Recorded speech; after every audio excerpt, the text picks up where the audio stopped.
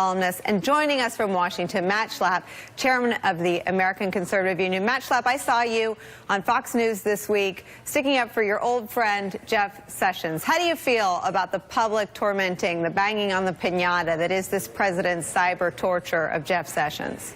I just looked before we went on air, and I think he made some comments following and said it was a bit hurtful. It's been painful for me. I know Jeff Sessions well. I have a high regard for him.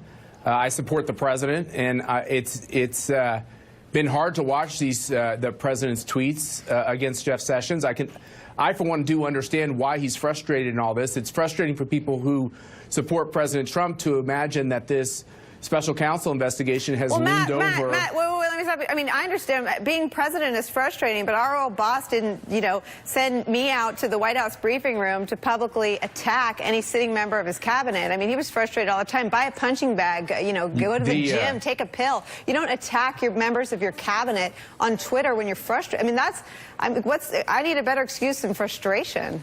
You don't need an excuse at all. I'm just telling you how I'm answering your question and telling you how I felt about it. And the thing is this: you could spend every hour of your show talking about how this presidency communicates in a completely different way, that it's completely not conventional, but it is.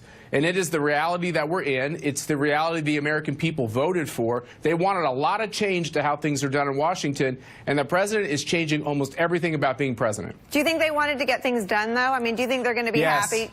So, I mean, if we don't do things like repeal Obamacare, I really think it's very difficult for us to go back to the American people, even to our own Republican supporters, and say, hey, it really matters to have us in office. If we don't have a real tax cut bill pass and get signed into law, I feel the same way about it. So I think that the stakes are incredibly high for the Republican Party. Donnie Deutsch, you know all the men involved. You know the president. You know Anthony Scaramucci. Are they sort of, did the president call this play? I mean, was Scaramucci very deliberately trying to drive Reince Priebus out of that West Wing? Yeah, I think so. I actually think the day that Scaramucci got those 3 CNN reporters fired, I think he became a man crush of Trump. I've known Anthony a long time. I like him personally. I actually spoke to him over the weekend, and I said, be careful. And he's obviously not listening to my advice, as most people don't. To put in context of just the last 24 hours of the White House, ranging from the Interior Secretary basically threatening a U.S. senator if they don't vote on a health bill, to this Scaramucci silliness, to Trump out of nowhere, the transgender ban without the generals even knowing, to him continue trashing Jeff Sessions. This is the last 24 hours. This is beyond all of the political nonsense. There's such a level of CEO incompetence. That's what's showing here. And weakness. I mean, to me, it's a story now. This presidency is about incompetence and weakness. Talking about, it's interesting that a little political pop culture sidebar. On The Apprentice, one of the people who was on the show very inside said he never decided who to fire, and he was given the words each time. So, I mean, even that symbolic thing was fake. But I've said it many times. From a man who calls us fake news. Yeah. He basically has never run a big organization. He's never had serious people work for him. He does not have that skill set. He is doing everything fundamentally wrong that a CEO does, particularly letting people fight in public. He's never worked in an institution before. No. Forget the fact that he's never been in Washington. He's never been in an institution where there's chain of command. He's worked in a family business. He doesn't know how this works, much less institutions in Washington, which we built up over generations. When you go abroad, you talk to other countries about building up their institutions. He is dismantling it by change. One tweet at a time. Respond to Matt for a second. I'm sorry. Just for Matt, very quickly, you guys have got to give up the argument, well, he was voted for, and we want something different. Is he going to run naked across the White House lawn and go, we wanted something different, America voted for him? There's got to be more of an accountability. Why do you two always get naked? Someone always gets naked. There's got to be more of an accountability that the American people voted for him, and we want something different. I am going to stay fully clothed, and I'd like to be able to actually give that an answer, maybe after the break. Go ahead, Matt Schlapp. Go ahead. Look, I think, Donnie, this is really hard for people in New York City and Washington, D.C. to get, most of my friends to get as well, which is why none of them thought he would win.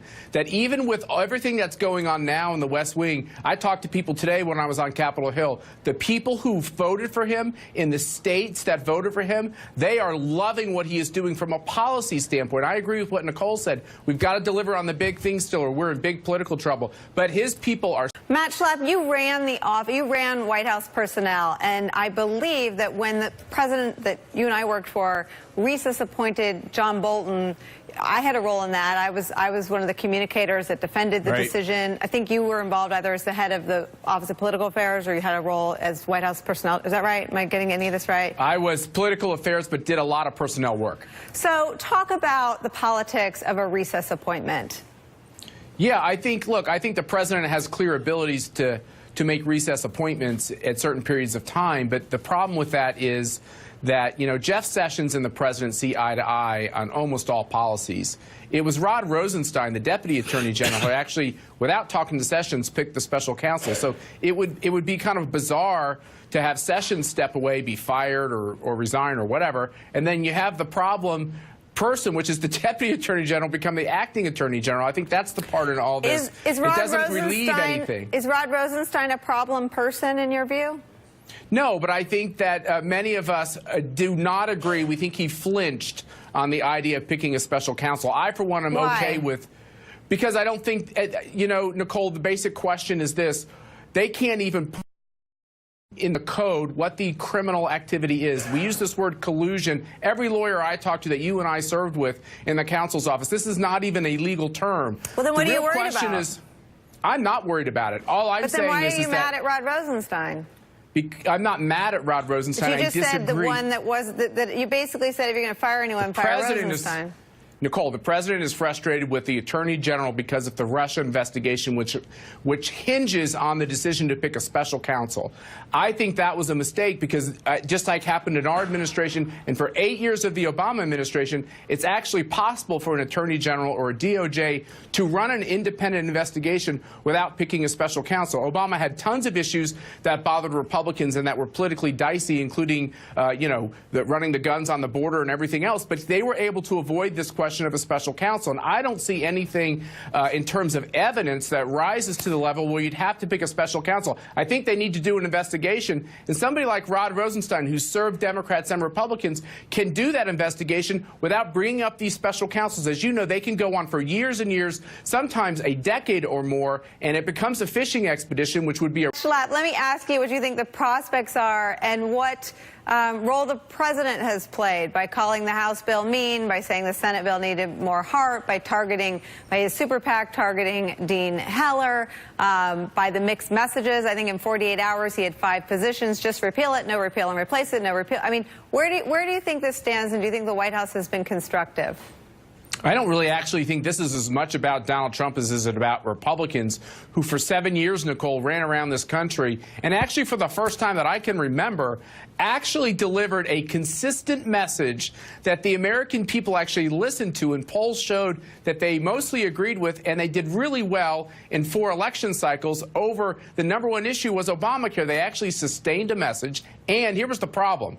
The strategy behind it was to simply attack Obamacare with having no idea of what the replacement would be. That was their political strategy. It was a terrible political strategy at the tail end because now it's put up or shut up time, and they don't have concurrence on what that replacement would be. So for the Republican Party, take the president out of it for a minute.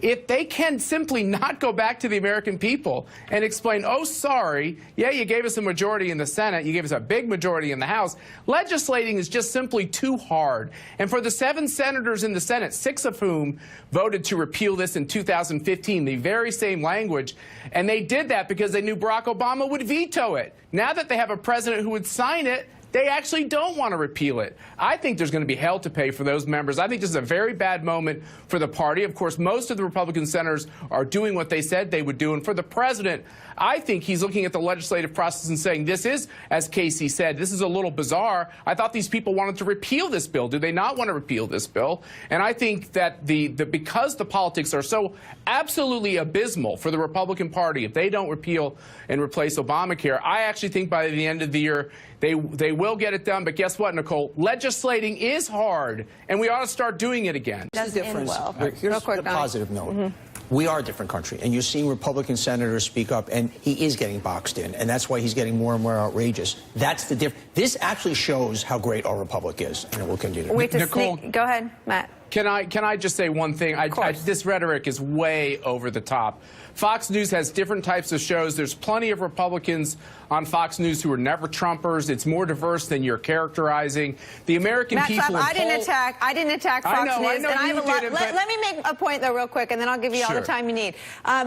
Even folks at Fox News will acknowledge pressure to carry the Trump message. You know that to be true. I know that to be true. People that have left Fox News. How is that different from state-run media in some places? Do you want to be careful with saying that? Because there are plenty of places where I'm just asking you if pressure. But is pressure, the opposite pressure, happening at other news outlets? Not where happening they're being here. Pressed? Can't you tell? Well, I'm not making that charge, but I'm saying across the line, we all have to admit, in the news media generally, we all have lots of friends in it. They are not, by and large, Trump supporters, and they're not, by and large, Republicans, okay? Mostly, not completely. And there's no question, if you look at polls, the press itself has not done itself a lot of good by always coming across as balanced. And I think it's unfair. We've been here for an hour. We have a free press. You were all able to say everything you wanted to say. This is not a third world. You're not being silenced. This is still America. We're going to be okay, guys. Well, some reassuring words from Matt Schlapp. Rick Stengel, you were an undersecretary of state. Do you see a journalist. And a journalist. This is two of the threatened bodies. Do you think all is fine? There's nothing to see here? I think it's nervous-making, the undermining of institutions, the undermining of the press, the undermining of these checks and balances that have made the system work. I take solace and consolation from what we see going on in Congress. That is the way it's meant to work, but the system is grinding, and I hope the checks and balances come out on top. If Donnie Deutsch disappears, we'll know that all... The amount of people I'm actually a good litmus test. I'm not worried about that. I'll take the audits. I just don't want to be assassinated. Let me ask Matt Schlapp one more serious question. Matt, Donnie Deutsch, you're safe. I promise. Matt is going to be responsible for your safety, and he's got pull. But Matt Schlapp, let me ask you a serious question about norms. I mean, was there anything that made you uncomfortable? Our old boss went to the Boy Scouts Jamboree. I mean, are there any traditions that you're upset to see whacked with a sledgehammer by Donald Trump? Look, I have said, I'll tell you one, I just don't think they set up the West Wing to succeed, and I don't like the way the West Wing always handles all kinds of questions, including some of the topics you handled today. Look, I revere the halls of that place. I spent a lot of time there. You did. Others have. And I think there is a certain amount of reverence you should have for the institution of the presidency. When it comes to questions like the Boy Scouts and stuff, look, Trump is just, he's very informal. He talked to them about hot people in New York. He talked to young boys about a rich guy with a yacht. You cool with that, yes or no? We've only got 20 seconds. It's not the way I would give a speech to the Boy Scouts, and it's not the way the president we served gave a speech to the Boy Scouts. That being said, I didn't like how the last president handled the Boy Scouts either, and I think we ought to be respectful of the Boy Scouts. It's a great institution. We ought to leave it alone. Well, he sent a video message. Is that what you're talking about? No, I think the Boy Scouts, look, those Boy Scouts have been a little bit under attack by people that want to use them as social experimentation as well. Well, the last president did not talk about hot people in New York. To agree to disagree. My thanks to our panel, Donnie Deutsch, Rick Stengel, Elise Jordan, Matt Schlapp, and Eli Stokols.